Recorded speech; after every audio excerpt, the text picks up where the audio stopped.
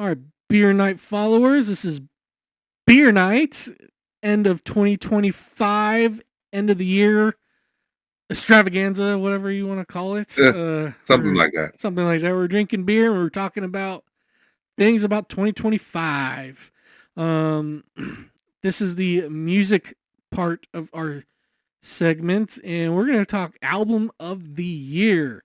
So a lot of great heavy metal albums, rock albums, if you will. That's kind of the genre we stick to. We're not, talking rap or country or anything like that. Just, rock and metal. I sent you a list. I'll go ahead and I'll read off the list that I got. Okay. You can add any if I missed any. So I got Lacuna Coil, Sleepless Empire, Deftones, Private Music, Mammoth, The End, Hailstorm, Everest, Sleep Token, Even in Arcadia, Tremonti, The End Will Show Us How, Ginger, Duel, Amorphous, Borderland, Between the Buried and Me, The Blue Nowhere, Epica, A Spiral, Demon Hunter, There Will Be Light Here, in Dream Theater. There was a light here. There was a light here. I don't have my glasses on. Dream Theater, Parasamona. How do you say it? Parasomnia. Persomnia. There you go. Parasomnia. Think insomnia, but with para. Somnia. All right. That's my list. Did I miss anything? Or I've been way behind on music this year. I haven't really consumed a lot of new releases. Yeah. Have you listened to all of those? Yes, I have. All of those. I have not listened to all of them. Yeah. I've listened to most of them. Yes. So the standouts for me, I kind of find Parasomnia to be Dream Theater by numbers. I was about to say the same thing. It's Dream Theater. It's okay. It's just okay. I think the drumming definitely does sound a lot better than the previous ones. It was Mike Portnoy's back. It sounds a little Mike bit Mangini's a pretty fucking good drummer. Yeah, but like Mike Mangini's drum sound on albums sound almost the production like almost sounds like a drum machine almost, or like just the way they mic'd it or whatever. It didn't. Portnoy's drumming on this album sounds more like a live sound almost. So. What about did you have Opeth in there? Opeth, what came out last 2024 of like the end of the November, December. So did Sleepless Empire. No, Sleepless Empire came out in January or February. Are you sure? Yeah, it came out earlier. I'll look it up while you ramble. So Demon Hunter, right, starts off really strong. But then kind of fizzles, doesn't hold it all the way through. February of 2025. Okay. I like Sleepless Empire a lot. It does. I feel it's strong. It's a really good album. It does get a little repetitive. More so than their previous two albums, I think. Yeah. So that holds that one back for me. Blue Nowhere. So Blue Nowhere, I want to like it a lot, but I end up only just liking it. I don't know why. It's probably a grower like all the rest of. So I'll give it a comparison. So because I hadn't had all of Between the Buried and Me's back catalog yet. I've listened to it all, but I didn't actually own it to where I actually played it over and over again and kind of really absorbed it. So Blue Nowhere I was listening to in tandem with Coma Ecliptic. Okay. And Coma Ecliptic I had already heard before. I'd already listened to front to back, but I hadn't given it enough listens. And so the more I listened to that, the more I was like, this album is fucking brilliant. Yeah, I love that. That's probably one of my favorite albums from them. It's amazing. Yeah. It's an amazing album. And Blue Nowhere, I want to like that much, but it's not quite there. Still really good. Yeah, there's like a song or two really on good. There I didn't like as much. Yeah. Yeah, but It's a really good album. it It's is. a really good album. I'm just not quite all the way Yeah. up with it. Um, this is kind of so far. What else did you have on there? So I You had had Deftones, Deftones, I had um, Mammoth. a Mammoth. I haven't listened to the Mammoth album yet. I need to do that. I need to do What? that. Yeah, What I the haven't listened to it yet. fuck? I need to do Yeah, that. my I've goodness. heard a couple songs off of it. I just haven't Yeah, I heard the whole. mean, probably yeah, but You oh listen my to the whole thing. god, dude. You're the one. Yeah, I You're the need. one that turned me on to them. I know. Oh my goodness. I know. I need to do that. I know you. I know you haven't listened to Hailstorm or the Sleep Token No, album not really a big or the fan. Tremonti. What Tremonti, about no. what you think about Ginger? Did you like the Ginger album? Disappointing. Really? Disappointing. I mean, Yeah. like, yeah, I it's like just this one better than their previous one, actually. the previous one I wasn't a huge fan of either. I liked it. I liked it better than this one. I will say that. But it is starting. I feel like they need to change it up a little bit more. They're kind of. I feel like they're falling into kind of a rut where it's very repetitive is not exactly the right word, but it's kind of along those realms where it's starting to sound very kind of just bland. Yeah. That sounds harsh because I do like the album. It's not like it's bad. It just overall. I kind of understand where you're coming from because like the first two, three their earlier albums albums were much more dynamic. Yeah, they like each album had a different layer of sound. Each album had like and I just standout like the songs. songwriting was more dynamic. Yeah. It just there was more kind of elements to the song to chew on that were kind of interesting. Yeah. Whereas, this one, I just don't feel like the songs are quite as compelling. And that's my major argument with it. It's still Ginger. It still sounds like Ginger. Yeah. The songs just aren't as compelling with the changes they go into and with the melodies that are there. There's just kind of like that next extra level that's kind of missing. Yeah. Because they do obviously do a lot of technical changes and stuff like that in the songs. There's lots of things going on, but it never feels like super interesting the way that their first probably 4 albums did. Yeah. So I this is actually kind of, I think, somewhat of a shocking choice for me. Is I think the album of the year is Private Music, and I wouldn't have initially gone there. I liked it when I first listened to it. I did like it, but I was kind of like, it's good, and I was just kind of that was it. The more I've listened to it, it's definitely a grower. I understand like the flow of the album a lot more. And I feel like it's arranged really well as far as where the songs are all placed on the album, like a set list, if you will. And the songwriting I've connected with more on repeat listens and kind of got more what they were doing. And I think that really, it's just kind of gone into okay, this is, instead of just being good, this is a great album, borderline brilliant album, because I feel like the more you listen to it, the more you get kind of the atmosphere and the melody, which is common of Deftones albums, right? So, but this one just didn't grab me right away, like a lot of them do. But I feel like it's gotten really, really, really fruitful on repeat listens. Yeah. It's definitely a grower, and so I think it's kind of surprising that I'm kind of reached that conclusion at this point, given how when I first listened to the album, I thought it was just good, not great. But now, having listened to it, probably at least 3 or 4 times since then, again, all the way through from start to finish, it's really grown on me a lot to where I think it's the best album I've heard of the year, even though I am behind, admittedly. Borderlands is another one, Amorphous Borderlands. Yeah. I want to like it a lot. I want to, but I just like it. And that's it. I think I'm I like it a lot. I think I'm with you on that one too. Like there's parts I'm like some songs sound the same a little bit. Like it's kind of drags. Like it doesn't really. But there's some standout songs in there too that are really there absolutely is. Yeah.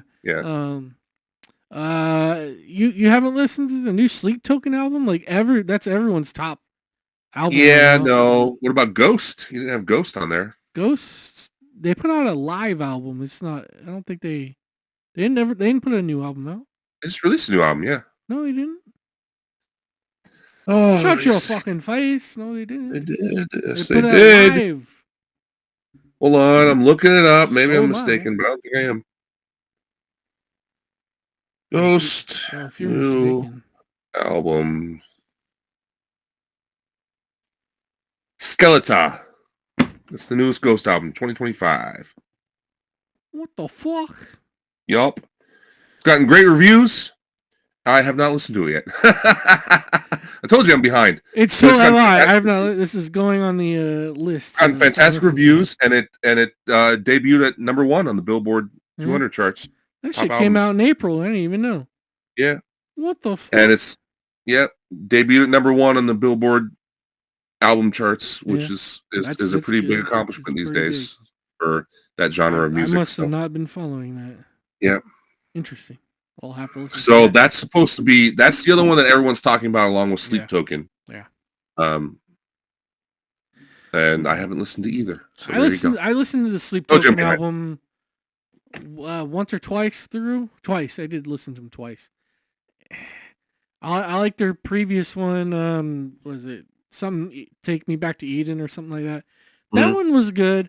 This one, it shows you what they are. They are soft piano at the beginning music, and then they'll hit you hard for like a minute or two, then go back to soft, and like they're numbers by numbers band pretty much. That's what with this new album feels to me, and I don't know. People don't think that's true, but like it just feels it's basic. To me, it's basic. It's a basic songwriting album. Just nothing interesting at all with it. Okay.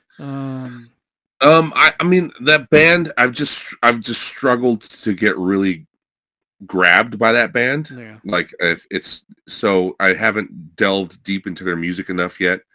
Ghost I obviously have. I just haven't gotten to the new Ghost album yet. So I have every other Ghost album. I just need to get that one now. So I do too. Yeah.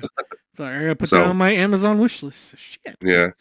But so yeah, Sleep Token. I'm just not quite there yet with them. I just haven't really got into them. Everything I've heard, I'm like, yeah, it's good, but it's not really. I don't have any bad things to say about the band. I just haven't at the quite. Beginning, I always said they sound like Post Malone trying to be hardcore. Because the vocals he sounds fucking has that auto tune vocal kind of thing, you know? Yeah, I know what you're talking about. Yeah, which but is obnoxious. I don't think it is auto tune. I don't know. Like it's hard to tell if he has maybe just effects latent. It might be, but yeah, lots of effects. But I mean, they try to be very atmospheric, so it makes sense they use a lot of effects. This year is just like I haven't. Well, just in general, past couple of years, I've been a lot slower on music than I used to be back in the day. So it takes me a while to get to things these days. Yeah, that's why we do this segment. Make sure because I don't Spotify like crazy. I'm not big Spotify. I'm old school. I like buying music. I like making playlists. I like doing all that stuff. I'm not a big streamer. So what I do, what I do is, if I can't, buy the new album once it comes out, I'll listen to it on Spotify first. Or I give one listen through, and then once I get the album, the physical copy home, I'll put it on the stereo or whatever and listen to that. That's kind of like my mindset to do. Yeah, that's what I use. I use streaming for the same thing. I'll use it to listen to an album that I haven't that I'm interested in, that I want to check out. Like it's like like Mammoth, for example. When I started listening to them more, it was I was listening to their stuff on Spotify or Smith Kotzen, like on a listen to that on Spotify, stuff like that.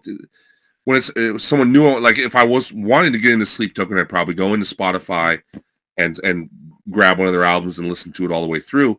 But it's more about that. It's more grabbing an album, listening to it all the way through. It's not about like, let's go on Spotify and just stream shit and listen to whatever pops up and hear the latest Sleep Token single, the latest Deftones single, the latest Ghost single. Like I don't do that shit. Like it's so if I hear new music, it's because I seek it out. Yeah. And unfortunately, I haven't gotten into Sleep Token enough to seek out their music yet. That's really what it boils down to. Fair enough. So you chose Deftones' Private Music. I'm quick. I think so. I really want it to be Blue Nowhere. Yeah. Like I feel like God. I feel like this is a great album, but it's just not quite there. Yeah. It's not quite there yet. So and then listening to Private Music for like the fourth time through, it's like, okay, wow. Now this album is just really kind of hitting. It's hitting really hard. And every song's like, okay, this is really good. Yep, this is really good. This is really it's like, okay, this is really good. Yeah. I'm gonna give some love for Hailstorm Everest. They went a little different on this album, a little more dark, a little more like the lyrics are a little more like mature. Like sometimes in their like lyrics they're kind of straightforward sometimes. These on this album, it's a little more like innuendos. You kind of gotta figure out what she's talking about here and there. Yeah. I mean, some of the songs on the new album are straightforward, but a lot of it's kind of the lyrics have gotten a lot better. The music did get a little darker, has a little darker tone, a little more like I say crunch in the guitars a little bit. So it sounds a little more punchier. So I like that album. A little dirtier. Yeah. It sounds a lot better than their previous albums. One of the reasons that I was always turned off by Hailstorm is it always lacked that, right? It lacked the rawness, the dirtiness. Yeah. It always sounded like super polished, like a pop album would. Yeah. So granted, it was still hard rock, but it just sounded like it was just like this. I don't know, some like maybe Evanescence would be a good comp, right? Where it's just almost too manufactured, too polished, too, it's like if you heard an AI, like an AI, album that, they thought metal kids would like. It's like, metal kids don't really like this, but I see what you're doing. You're like going towards the mainstream, Yeah. So it's good to hear that they kind of like are maturing more in their sound, and it's like because they always sounded like I don't know their history. I have no idea where they come from. I've seen her perform live. She was on the Back to the Beginning show. Yeah, she did a great job. So I don't know where they came from, but they always sounded like a manufactured band to me. Evanescence was the same way. Like this sounds like a band that was manufactured by a record company to sell records, and that's it. Didn't sound very organic. So I really want to see this band live. I think I will in February. Evanescence live sounds like what you're saying, very manufactured, very bare to the bones. And seeing like clips of Hailstorm live, they're like a. Haven't you seen them live? No, I haven't yet. I want to though. I thought you did. No, I haven't had a chance yet. Oh. But seeing live videos of them and seeing live concerts of them, like on YouTube and stuff. They play more. They play more. What's the word? They experiment more live. So it's like improvise. A live, rock and roll band. Yeah. They sound really good live. They're not playing to a tape. Yeah, exactly. So I think I give mad respects to that for them doing that. So I definitely want to see them live. So I heard. And I will give. You know what? I will give Evanescence credit. They have improved on that live because they're still not improvising because their music is incredibly straightforward. But it actually sounds a little bit more live now. I'd seen them live before, and it was very clear that they were playing to a tape. Like very clear. Like it was not a live show. Yeah. And it was on a festival. So you could tell the difference between the band that played before them and the band that played after them. Yeah. Like it was live band and then listening to a CD and then live band. It was very clear. Yeah. And seeing clips of them recently, particularly on their tour with Metallica, they are definitely have improved on that. I don't know if they've gotten away from it completely, but it seems like they have. Yeah. It sounds dirtier. It sounds more live. She is actually doing a lot more experimentation with her singing instead of just sounding like she's singing to a backing track, which is what it sounded like before. Yeah. It literally sounded like she was singing to a backing track. She was singing along to the CD. Mm-hmm. There was no variation. There was no time change-ups. There was no crowd participation. Yeah. Nothing like that. it was like, this is a backing track. Like we're listening to a backing track, and that's it. Videos I've seen of them lately, different, more crowd participation. She's having the crowd sing some of the lyrics, and when she does that, the vocals drop out, which is obviously telltale sign you're not singing to a backing track. And then they will make some changes. It seems more like a live band now. So okay. To be fair to them, they have. I feel like they've made improvements in that realm. Maybe because there's no market for them as a pop band anymore. Maybe they're trying to be more of an authentic band now. Yeah. All right. So I haven't even gotten to my pick. I just kind of I'm gonna go. I'm gonna do Deftones Private Music as well. Nice. My first listen to it was like, holy shit, this is amazing. Mm-hmm. And I've listened to it several times. It took me a while to get there. I liked it the first, I'm like, holy shit, the sound too. The sound is awesome. It's fantastic. I love the album. It's good. It's good shit. Yeah. Definitely. I wish we went to see them live. We should have. Their set list for that show was. I did too. I saw it too. I'm like, oh my god. I'm like, why did we not go? God damn it! I was sick. I was like really sick, and I'm just like, ugh, and I want to spend all this money, and I'm like, ugh, I've been sick. And so the prices dropped down that day of like 148 or something too. No more of that shit. We're actually gonna go to shows now. Yeah. So BLS and Zach Sabbath, Harrah's SoCal, March 12th. Yeah. I'm going. You're going March 12th? I mean, I can get a comp room there. Why wouldn't I go? Why not? I'll sleep on the floor. Give me casinos and metal. Two of my most hated things. Make it a double bed, and I'll sleep on the bed. No, you can get your own fucking room. You got a Caesar's card. I do. I don't use it very often. I don't go to Vegas as much. All right. So that wraps up music. If you want to talk anymore or not, we can move on to the movies and TV shows segment that we do, and this is the best of 2025 has to offer. We'll do movies first, and I got a list, and you can add or whatever you want. So subtract or whatever. So my best 2025 movies goes like this. I'm going to go Frankenstein from Netflix. I haven't seen it yet, but I really want to. It's good stuff. Predator, Badlands. Awesome. Predator, Killer of Killers. Awesome. Yes. Awesome. Weapons. Haven't seen it. Oh, it's good shit. Superman. Great. Captain America, Brave New World. Pretty good. Fantastic Four, First Steps. Pretty good. F1. Good. Solid. Yeah. Good stuff. Sinners. Cheesy sports movie, but still a great time. Yeah. Sinners. Sinners, fantastic. Fantastic. Ryan Coogler's a visionary. Yeah. Bring Her Back, which is good stuff. It's a good movie. Black Phone 2. Megan. You put that on your best of the year? Yeah. There's a good reason for it, too. Megan 2.0. Best of the year we're talking about Best of the year. Fucking Warfare, which is a fantastic war movie. Karate Kid Legends. Best of the year. Come on, man. It's a list. Are we just not including? You're just including all the movies that were released this year. Is what it sounds like. No, all the movies I saw. What about Wicked? You got Wicked on there? I didn't see that shit. It's garbage. Good. The Accountant 2. I loved it. It was great. Yeah. Final Destination Bloodlines.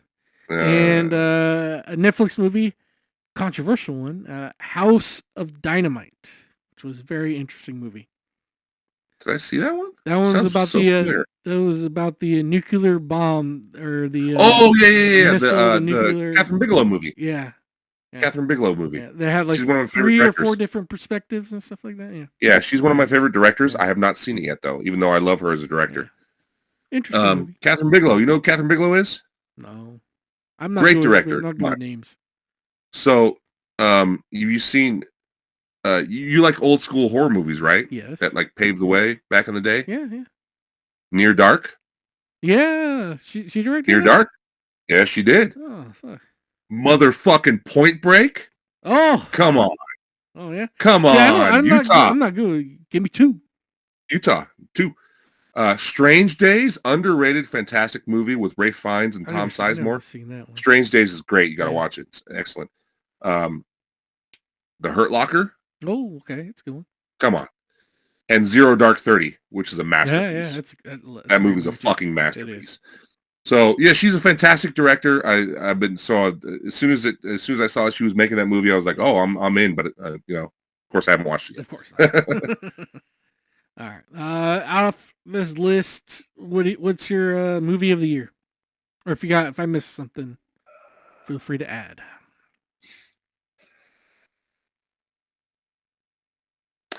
So I think what gets me the most excited, I mean, I love Superman, of course. You didn't have Thunderbolts on there, by the way, which I actually liked Thunderbolts better. I actually like Thunderbolts better than both Brave New World and Fantastic Four. Although Fantastic Four was the least of those three, if we're doing Marvel movies, the least of those three was Brave New World. I liked it. I'm not a hater of the movie. I enjoyed it. I just don't think it quite measures up to the other two. Yeah. Fantastic Four was good. I quite enjoyed it. My only complaint was that it was a little short. Could have been a little longer. Yeah. I think Thunderbolts overall was the best movie of those three. Of the Marvels, yeah. Probably because we're most connected with the characters, and that really helps a lot. It does. Really helps a lot. I love Yelena, my girl, Florence Pugh. Yeah, just love her. It's great. And then having Red Guardian and Bucky and U.S. Agent back as well. Yeah. All those guys. Good movie. Really good quality movie. Good story. Good character development. All that good stuff. So I don't think that was as good as Superman, though.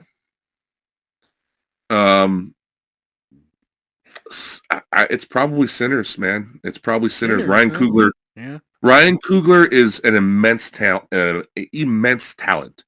and I will pretty much watch any movie that guy does. He's just immensely talented, and it's probably got to be that. I will give honorable mention, though. Like I said, I love Superman, but I will also say what has me most excited out of everything that we've talked about this past year is probably Killer of Killers and Badlands. I love both of those. I love both of those too. Fucking fantastic, and I just love after watching Prey. Right.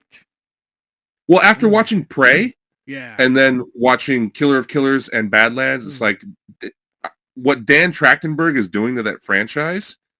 It's like, to me, it's like James Gunn, kind of giving a shot to the heart to the DC universe. It's kind of like what Favreau did with The Mandalorian, with kind of reviving Star Wars, in the streaming realm.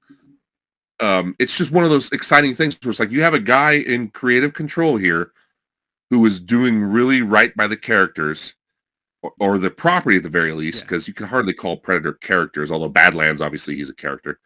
But just expanding the lore, and making good quality work, not just saying, okay, we have the license to this character, let's crap out a movie because it'll sell a certain amount of tickets, which is what they did with the last Predator movie, the Shane Black one, The Predator, I think it's called. Yeah, The Predator. Yeah. It was like, okay, the Predator franchise is done at that point, right? But then Trachtenberg comes in and does Prey, and it gives a shot in the arm to the franchise, right? And all of a sudden, it gets glowing reviews. It does really well on streaming. Everybody really likes it, and the fact that you have a Predator movie get the kind of positive reviews from critics, not from fans, but from critics that got, that means something. I know people don't like to give like to follow critics' reviews. I have since I was young, so it's like second nature to me. Yeah. But it's a big deal when an action sci-fi movie like that, especially that deep into a franchise, the sixth movie in a franchise or whatever, gets that kind of positive reviews from critics. Yeah. It probably means it's pretty damn good. Well, because critics are very quick to dismiss something like that. Well, critics, I'll if they give something positive in the action, sci-fi, and horror, they give positive reviews to those because they're usually very dismissive of those. Yeah, exactly. They usually don't give positive reviews to a horror movie. Yeah, it's usually a good sign Yeah. because they're usually dismissive of horror movies, right? Exactly. So if they give a positive review to a sci-fi action movie that's like 6 deep into a franchise, Yeah. it's probably a good sign Mhm. because they're going into that movie expecting to not like it. Exactly. Yeah. So if they come out with in other words, they're biased, right? They're Mhm. already thinking I'm probably not going to like this. Yeah. So if they come out with a glowing review, that movie was able to turn them all the way around and to where they're saying, Mhm. "Wow, that movie was awesome. Really great things Yeah. ahead for this franchise with this director." It's probably a good sign. And then you see it and you're like, "Yeah, they're right." Yep. And then you watch Killer of Killers, you're like, "Yeah, they're right." And you watch Badlands, you're like, "Yeah, they're right." Like he knows what he's doing. They found the right guy to reinvigorate that franchise. So it's really exciting to see what he does with it next. Um, obviously with Badlands, they bring in the whole Weyland-Yutani Yeah. alien aspect. Alien Earth was really successful on FX as well. Yeah. We'll get into the TVs. That's And movies. Alien Romulus was a really good movie. So Yeah. Yeah. they shouldn't go to Alien versus Predator right away. They should No, just not leave yet. that, Not yet. leave Yes. that, leave it, because if they go to it too quickly, it could be a death knell for the franchises again for the second time.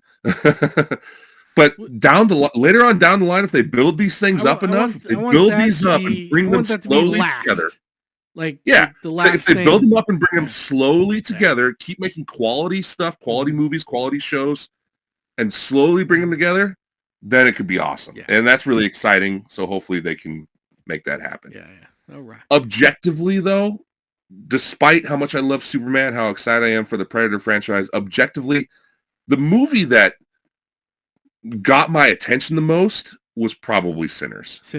Just because it's more of a work of art. And it's kind of like I was talking about with the Deftones album. It's a little bit of a grower. Like it takes time to sink in for me. I know you said that Deftones album hit you right away, but Sinners, like when I was watching, I'm like, this is good. It's good. I like it. And it's a good movie. And then when I sat with it for a while, I'm like just thinking about it, letting it kind of sink in. And it's like, it really is kind of a masterpiece in a lot of ways. And for one, it's kind of a borderline musical, which is interesting because I hate musicals. But the music in it is so authentic. Yeah, so and like that big music scene when they're at their establishment. Which one? There's two. There's that one, and then there's the Irish one too.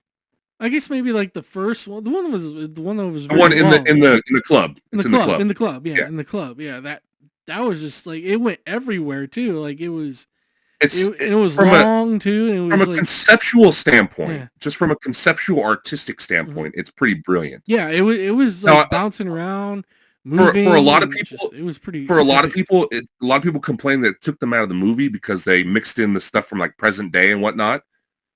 But it was more of like a flash forward and flashback culturally. Yeah. To kind of to Southern Black culture and where it was leading and where that style of music was leading. And it was also had to do with the supernatural element of the story of through music, the kid was able to kind of see into the future and also pull the past. And also just the stuff, even besides the two big musical scenes, the stuff where he's singing, where the kid is singing, both early in the movie and then later in the movie, because those musical scenes were very important as well. They just weren't as big and grandiose. But when he's singing in the car and you're like, okay, music has a place in this movie. It means something. Yeah. When you see the look on Michael B. Jordan's face when that kid starts singing, it's like, okay, this means something. It's going to come back at some point. It's not just a throwaway thing where, oh, this kid can sing and play guitar. And then they keep coming back to it. They keep coming back to the music. The music means something in that story, means something in that movie, in that culture. And even the big Irish dance song that they do is brilliantly done. And it's such a counterbalance to all of the Southern Delta blues stuff, the folk music that's there. And it's just brilliantly done. And like, it takes a while for that to sink in. Like you don't all get it all, what it all means right away. Yeah. Yeah. And then just stuff like the after credits scene, like that was pretty epic. Yeah. It's like just like there's epic. It's just like I said, Coogler is just an insane talent. We've talked about his movies before, but never really talked about him that much. But I think that 4-movie run Fruitvale Station. No, I'm sorry, 5 movie run. Fruitvale Station. A huge debut movie for him. Creed was fucking incredible. The more I watch Creed, the more I realize what a fucking amazing job he did with that movie, those characters, and that franchise. And it's almost timeless for him to just kind of walk into the Rocky universe like that and just make such an amazing film. Black Panther is obviously you can't fuck with that. And we talked about it before. I think Black Panther 2 is hugely underrated because his talent as a director shows in that movie, especially when compared to something like I was saying before, like Aquaman, which is it's pure manufactured. It's like we were talking about with the Evanescence stuff. It's product. It's too polished. Yeah. There's no style to it. There's no substance. It's just here's bubblegum, go buy tickets and have fun. And it was a fun movie, sure. But when you actually watch Black Panther 2, the characters, the way it's shot, the angles he chooses, the lighting he chooses, and the way he builds the characters, the way the story pays off, the tragedy that's there, the weight of that story, it's an underrated movie into itself. And then you cap all that off, that 5-movie run with Sinners, it's like, okay, he might be the most talented young director we've seen since, Tarantino, maybe. Tarantino, yeah. I mean, there's been plenty. I mean, I could throw other guys in there: David Fincher, Chris Nolan, Paul Thomas Anderson. We didn't talk about One Battle After Another. That was kind of a big movie this year. I didn't see it. I finally watched it. So Paul Thomas Anderson, Darren Aronofsky. I mean, there's a lot of young directors that have come along that have been extremely, extremely talented. So I'm not going to say, that he's better than all those guys, but he especially since a lot of them are directors that I absolutely love, but he looks like he's on track to be like the next generation of what those guys were when they came out. All right. Right on.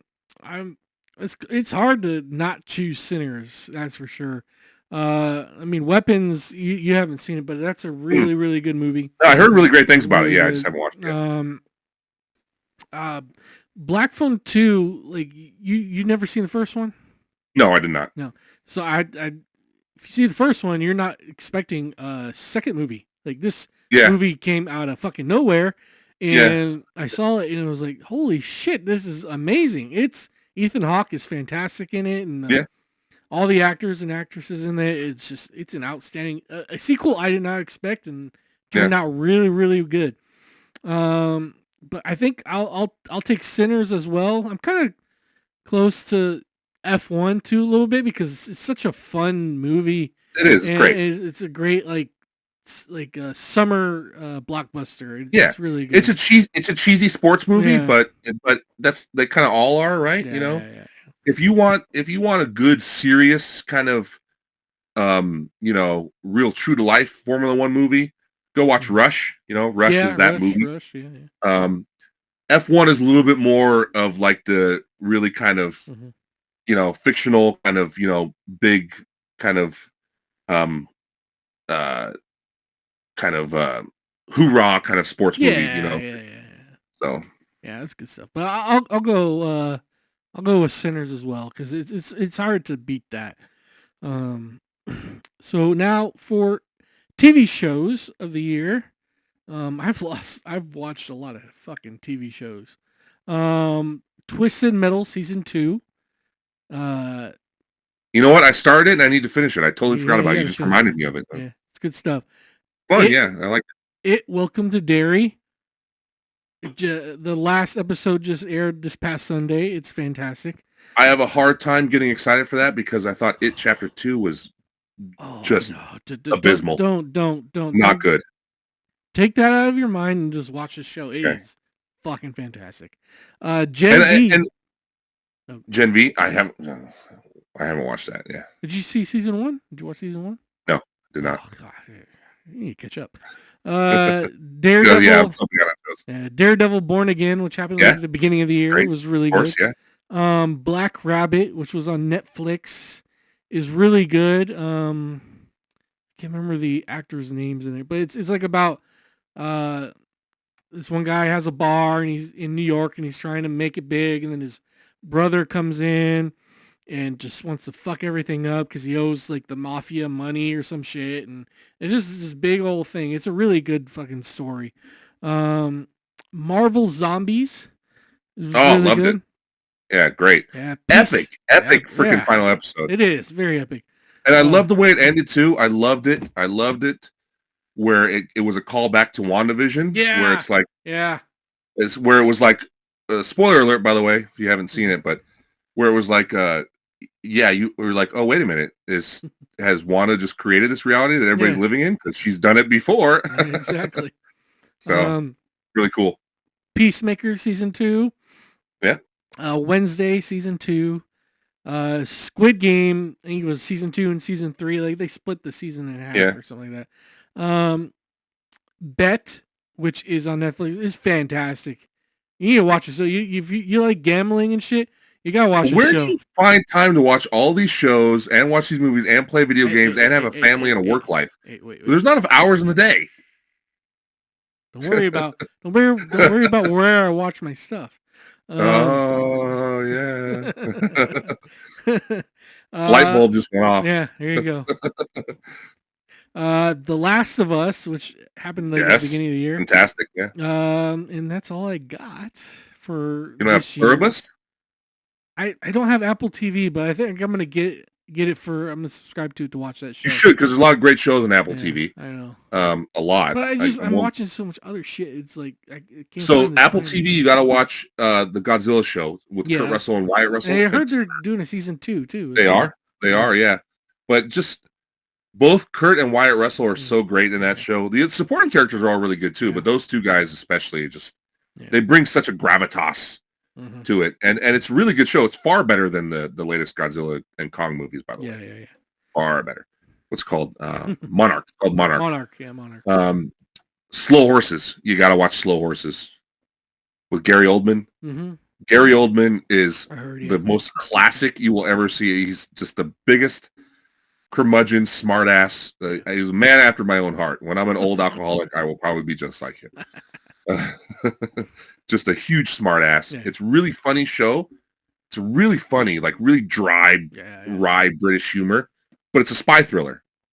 Oh, so there you go. It's fantastic, and it's a lot like Peaky Blinders. Each episode each season is only 6 episodes, so it's real lean and mean, and it's really tight, really well done.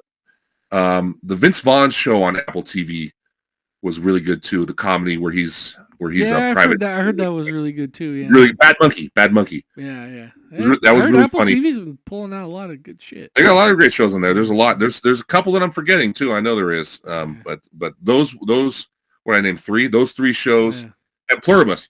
Pluribus is if you like Vince Gilligan, which everybody needs to stop with the fucking the Taylor Sheridan shows. Stop. Vince Gilligan's where it's at. Fuck Taylor Sheridan. Okay. That's all I'll say. Okay. Out of this list, what have you watched? What do you think is the best TV show of the year? Fuck, dude, that is fucking tough. Mm-hmm.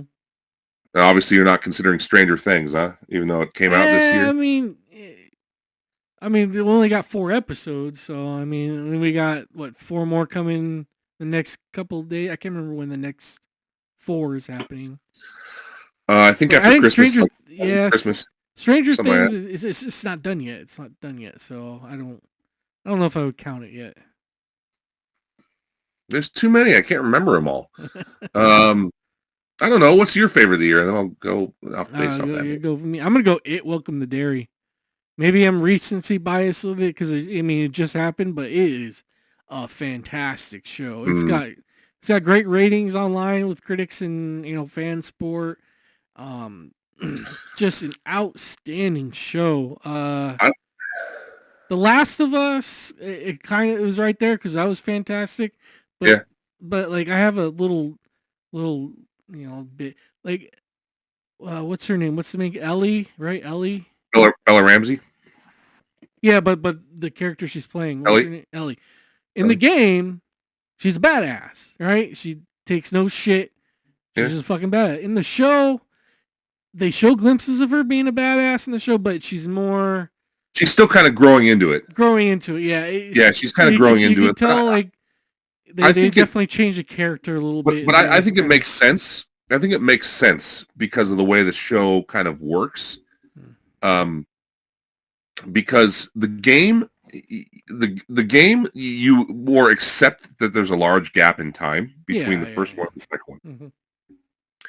You kind of accept it. With the show, it feels more cohesive. Like it kind of just like season 1 bleeds into season 2 it feels a like lot a little more. Bit. It does. Even though there is a gap in time, and they acknowledge that in season 2, they acknowledge that there was a gap in time, but it just doesn't feel that way like it does in the game. Yeah. And I don't know if that's because it's a television medium versus a game medium. A game medium, we kind of just accept that things have changed. Yeah. In the television medium, I feel like you kind of have to earn it a little bit more and kind of get there. And I feel like that's what they're trying to do with her character is kind of get her there and not just immediately make her. And also with the game, you can take liberties with the character, right? Yeah. You can't really do that with Bella Ramsey because she's physical. You're seeing her on screen. She's not a digital character, right? Yeah. So I think you kind of have to earn that with her more. In the game, they could make her a little taller. They can make her a little bit more muscular. They can make her a little bit more rugged, a little bit more rough looking. Because it's just a digital character. You can build it any way you want. Within reason. Obviously, you're not going to make her Arnold Schwarzenegger. But still, you can kind of just do whatever. You can't really do that as much with an actor. You can do it a little bit, but not as much. Yeah. So I feel like you need to kind of earn it and kind of get there, build to that a little bit more. So at least I feel like that's what they're trying to do. Mm-hmm. So we'll see, how it kind of gets there. But I think my nod would be It Welcome to Derry. I did like Alien Earth. I mean that was a fantastic show. Another good one, yeah. Squid Game was fantastic this year. I kept me fucking like it was a really good show. You never even seen it, have you? Squid Game? No, I have not. It's good shit. You gotta watch it. But I will give the nod to It Welcome to Derry. I think I don't know. Like I have to. It's tough. There's so many. I don't think I can narrow it down to just one. I'd probably have to kind of give a few a nod. I think I'll give some love to Slow Horses. That's a really excellent show. Yeah. And just continues to be. Every season just continues to be just as good as the last, if not better. It just keeps. Yeah. It's just never disappoints. I really like Pluribus, the Vince Gilligan show. Yeah. I think it's really brilliant, and I think the guy is an amazing creative mind. If you watch Breaking Bad, and then you watch Better Call Saul, and then you watch this show, you're like, okay, it's kind of like what we were talking about with Coogler earlier. Yeah. Where you're like, that 5-movie run is like, this guy is a massive talent. When you watch those 3 shows, when you watch Breaking Bad, Better Call Saul, and then now Pluribus, you're like, okay, this guy is like in kind of a league of his own. Yeah. He really is. The things he's doing are just nobody's doing real deep character shows like that, like heavy drama, deep character shows. Yeah. And that are unique, right? And this show is definitely that. This show is definitely very unique because it masquerades as kind of a science fiction show, but it's really not. It's really not at all. It's very contemporary and it feels very grounded with like a science fiction backdrop. Yeah. So it's very unique and definitely a very interesting watch. I got to see how it ends, of course, because it hasn't ended yet. Yeah. Hopefully they bring it they bring it home in a good way that makes you want to see more. Daredevil Born Again was great. Another show where like the more you think about it, the more it sinks in, because I think we all just kind of wanted this explosive new Daredevil season, but it was actually much more meditative than I was expecting. Very subdued a little bit, Yeah, it was very good building. It was good building. It was very character based, and it did a great job of building the Kingpin back up. Yeah, great job. And you kind of thought going into the finale was going to be all about Daredevil and, spoiler alert for those who haven't seen it, Daredevil and Punisher kind of just kicking ass and taking names, and they do for a period there. But it was really about Kingpin establishing dominance. And that's very important for what they want to do going forward. And it worked really well. And the way it ended with him, again, spoiler alert, completely crushing the guy's skull with his bare hands. It's like, it was so perfect. Kingpin, like that's what you would see in the comics. That's what you would see in the Daredevil Netflix series, right? It was just so perfect, and it set up the next season so perfectly to make him a big bad again, like the big bad guy again. That's like, oh, God, it's gonna be really hard to take this guy down. So that's what you want. That's what you want to see. And in that show, there's this thing where, like, I noticed this. It like the very first episode or episode 2 or whatever, Daredevil is sitting on top of the world, and Kingpin is down here. Like Daredevil's on top of a building, and Kingpin's down here. At the end of the show, Daredevil's down there, and Kingpin's sitting on top of fucking. So it's a good fucking building juxtaposition. Yeah, juxtaposition. So yeah, all right. Well, that is the TV shows, I guess. I feel like there's one I'm missing, though. What am I forgetting? I don't know.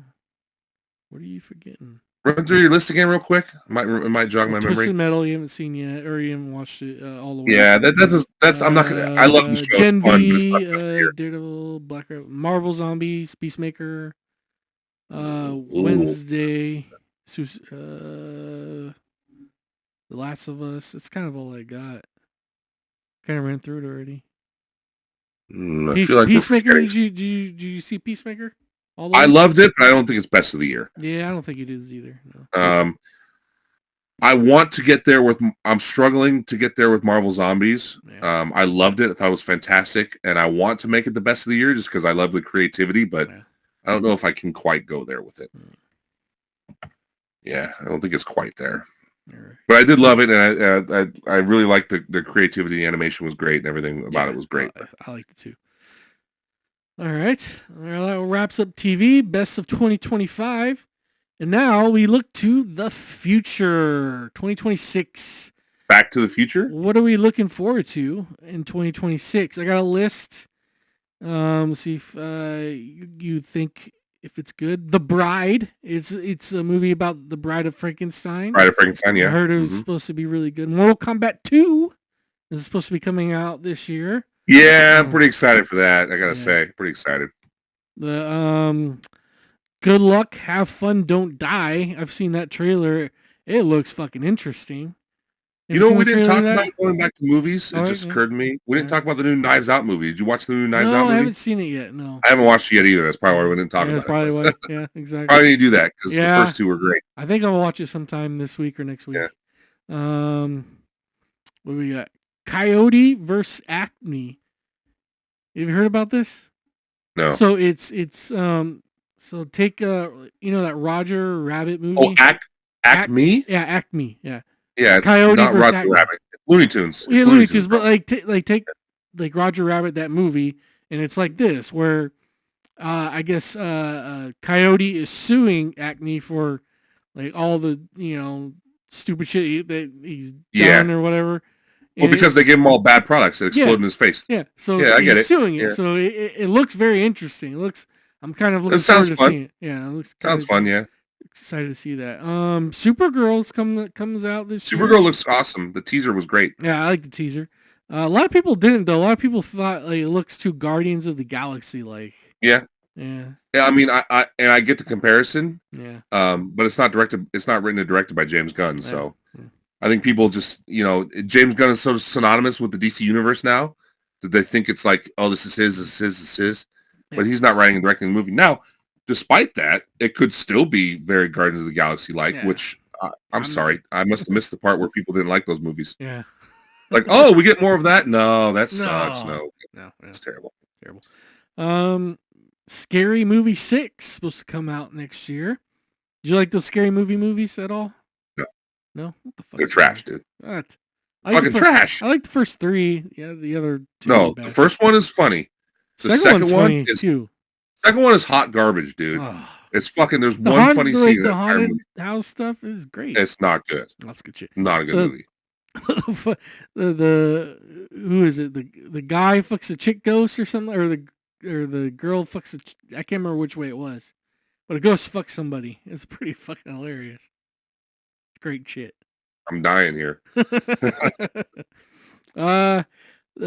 Pooniverse Monsters Assemble. So the have you seen the Pooh-niverse movies? Winnie the Pooh, Blood and Honey, or Blood and Honey, Part 1, Part 2. Seen Bambi. Seen the You Peter need to stop Pan these shitty movie. horror movies, dude. Oh, I can't wait for this one. They're all supposed to come together in one Pooh-niverse. No. Monsters Assemble. It should be great. The Mandalorian and Grogu coming out this year. A Star Wars movie. Yep. A fucking movie. It's fucking great. Exciting. That's good shit. Dune 3 is supposed to come out this year. Coming year. So I haven't seen the second one. You know what? I didn't like the second one as much as the first. It kind of really? Second one kind of dragged a little bit, but I don't know. Maybe I gotta rewatch it again. I probably will once before I see the third one. But and then you got Spider-Man: Brand New Day, Avengers: Doomsday, and the Odyssey. Those 3 blockbuster movies coming out next year. Mm-hmm. That's my list of movies. For some reason, I really should be, but for some reason, I'm struggling to get really excited about the Odyssey. I don't know why. Really? I'm a huge Chris Nolan guy. I always have been. Getting pretty hyped up for it. A lot of people are. I'm just like, I don't know. I'm just not. For some reason, I'm just not. I love Greek mythology too. Yeah. I really like the stories of the Iliad and the Odyssey, but I don't know. For some reason, it's just not. Maybe I feel like it's too much hype too early on, and that's why I'm just kind of like downplaying a little bit, and like I'll wait till it gets closer, till it gets here, and then I'll probably be excited. Get hyped. I mean, I've been a Chris Nolan guy since the very beginning. Like when I saw Memento, right? I thought it was a brilliant film. Still one of the best I've ever seen. And I immediately went after that and watched his first movie, which nobody has seen, called Following. It's a black and white, low budget movie. It was his first movie. And then I saw every movie as they came out after that. Insomnia, Batman Begins, The Prestige, Dark Knight, Inception, and on and on and on. Interstellar, Oppenheimer, everything. As soon as they came out, I saw them all. So I'll do the same thing with the Odyssey. That's what we need, an Aussie biopic directed by Chris Nolan. That's what we need. So I'll definitely see it, but I'm like, for some reason, I'm just not getting hyped about it yet. I don't know why. Maybe I'm just waiting until it's closer. What I am hyped about, of course, are the Marvel movies, because I'm always hyped for good comic book fare. And those I'm sure will be great. What else did you say? I don't know, a bunch of other shit. Mandalorian and Grogu. Yeah. Star Wars. I'm always here for Star Wars stuff. Ready for Star Wars on the big screen. No more. We didn't have a Star Wars show last year, did we? We didn't talk about a Star Wars show. We didn't have any. There was. I don't think it came out last. It came out last year. The one. I mean, 2025 is what I mean. Not 20. Yeah, no, not this year. But I think last year, 2024. The one with the kids, where they are on a spaceship and like going to. Oh yeah, with Jude Law. Yeah. I didn't watch that. I didn't watch that. I liked it. Yeah. It's good. Heard it was good. Yeah, but I didn't watch it. Yeah. We didn't get anything this year for Star Wars. Skeleton Crew. It's called Skeleton Crew. Yeah, there you go. Yeah. There you go. Yeah, I don't think we got anything for Star Wars this year, unless like some anime stuff. Young Jedi, maybe, I think. Yeah. I don't remember. Yeah, I don't remember a big Star Wars show. Yeah, maybe there wasn't one this year. I don't think so. That's the list for... Well, what about... Wait a minute, Andor. Andor was the last big one. That come out this year? I don't think so, no. It's nominated for Emmys and Golden Globes for this year. It came out in 2024. It's literally nominated for Golden Globe. Maybe like end of 2024. But they're considering a 2025 show because it's nominated for Golden Globes. So, yes, Andor Season 2 was incredible. Yeah, it was in April 2025. Or May. Yeah, April. Okay. To May of 2025. Guess what? Andor Season 2. I have a best show of the year. Yeah, I think so. No longer do I need a grouping. Andor Season 2 was the best show of the year. Done. Sold. That's crazy. And it was not on my list. There's so many. The build up in that show. Yeah. Because the first season wasn't as much build up. It was more like certain, like, you had like 3 episode arcs, which this season did too. Yeah. it did each 3-episode arc had like a year that passed in between, right? Yeah. But there was still like a dramatic build that took place through each of those sections that all came to a head at the end, and it was just so well done. It was very good. Yeah. Like it's just that show. Like, fuck, I think I'll change mine to Andor too as well. For being in the Star Wars universe, that show is basically like high art. It's pretty impressive what they've done with that show, just from a storytelling standpoint. Yeah. From a pure storytelling standpoint, that show is masterful. It's good stuff. Good stuff. Looking forward to next year and all the shenanigans we might get into. Maybe we do more of this here. Maybe we don't. Maybe we eventually see each other live. Maybe some on location stuff. Yeah, maybe we'll try. We'll work something out. But this another Vegas show at some point. Yeah, Vegas in a hotel room. Yeah, I guess that's kind of blah. Yeah. But we'll see. Unless it's a suite, maybe you get a suite and then some strippers. I don't know. Maybe who knows. Pay the talent to be there. Yeah. Yeah. No, we just. Hey guys, we got some guests with us in this episode. They wanted to be here. Yeah, guest stars. Yeah. It should be fun. Steve talked him into being in this episode with just his charm alone. Great charm. He's got a way with words. That one, fumbling over words. They couldn't wait to get up here. Yeah, worked perfectly. Yeah. Yes. So that's it. It wraps everything up for this episode. I guess I don't know if we should call it an episode. Should we call it episode? We haven't done episode 30, right? So you want to make this episode 30 or just like an end of the year? Yeah, why not? Sure. Episode 30. Why not? What? End of year, quote unquote, episodes don't count as episodes. I guess I don't know. Yeah, per se. Whatever. I don't know. It's been a hot minute. There you go. Stamped, sold, and we're ready to go. Yep. All right. Well, thank you, Chris, for doing this. We'll do it again next time, sometime next year. So you guys have a good end of the year. Take care, folks, and good luck to the Cleveland Browns in the playoffs. Damn right. I'll be sitting on the sidelines.